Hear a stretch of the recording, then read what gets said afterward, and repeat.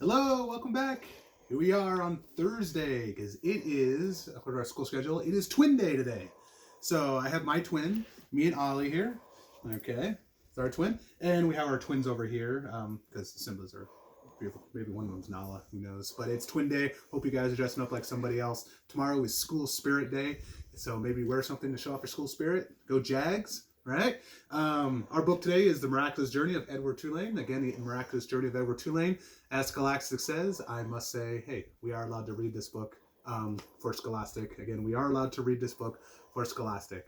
All right, where we left off with in chapter 3 was the grandma talking to Edward, something about a princess, okay? Right up the whole princess thing. So I want you guys to make a quick prediction about what this chapter is going to hold, okay? Again, make a quick prediction about what this chapter is going to hold. Turn and talk to the person next to you, okay? Or talk to yourself and just give yourself a high five. So pause the video right now to make a prediction. And we're back. All right, so here we go. Chapter 4. Once there was a princess who was very beautiful. She shone as bright as the stars on a moonless night. But what difference did it make when she was beautiful? None. No difference at all. Why did it make no difference? Asked Abilene. Because, said Pellegrina, she was a princess who loved no one and cared for love, even though there were many who loved her. At this point of her story, Pellegrina stopped and looked down at Edward. She stared deep into his painted eyes. It gave him a shiver. And so, said Pellegrina, still staring at Edward. What happened to the princess? Said Abilene. And so, said Pellegrina, turning back to Abilene, the king and her father said that the princess must marry, and soon after this, a prince came from a neighboring kingdom. And he saw the princess, and immediately he loved her. Aw. He gave her a ring of pure gold. And he uttered these words, I love you. But do you know what the princess did? Abilene shook her head. She swallowed the ring. She took it from her finger and swallowed it. She said, that is what I think of love. She ran from the prince, she left the castle, and went deep into the woods. And so what? Said Abilene. What happened then? And so the princess became lost in the woods. She wandered for many days. Finally, she came to a little hut, and she knocked on the door. She said, let me in, I am cold. There was no answer. She knocked again. She said, let me in, I am hungry. The terrible voice answered and said, enter if you must. The beautiful princess entered and saw a witch sitting on a table counting pieces of gold. 3,622, said the witch. I'm lost, said the princess. What of it, said the witch. 3,623. I'm hungry, said the princess. Not my concern, said the witch. 3,624. But I am a beautiful princess, said the princess. 3,625, replied the witch. My father, said the princess, is a powerful king. You must help me, or there will be consequences. Consequences? Said the witch. She looked up from her gold. She stared at the princess. You dare to talk about me about consequences? Very well. Then we will speak of consequences. Tell me the name of the one you love.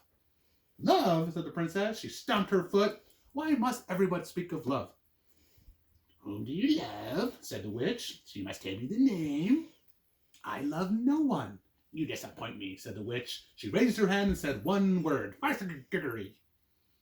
And the beautiful princess was changed into a warthog.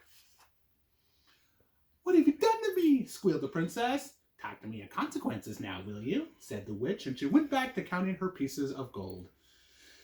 The king's men were in the forest too, and what were they looking for? A beautiful princess. And so, when they came upon an ugly warthog, they shot it immediately. Pow! No, said Abilene. Yes, said Pellegrina. The man took the warthog back to the castle, and the cook slit open his belly and she found a ring of pure gold. There were many hungry people in the castle that night, and all of them were waiting to be fed. So the cook put the ring on the finger and finished buttering the warthog. And the ring that the beautiful princess had swallowed shone on her cook's hand, and she did her work. The end. That's my favorite part, guys. Sorry. The end? Said Abilene. Yes, Pellegrina, the end. But it can't be. Why can't it be? Because it came too quickly. Because no one is living happily ever after. Ah, and so Pellegrina added, she was quiet for a moment, but the answer me this. How can a story end happily if there is no love? Well, it is late. You must go to sleep.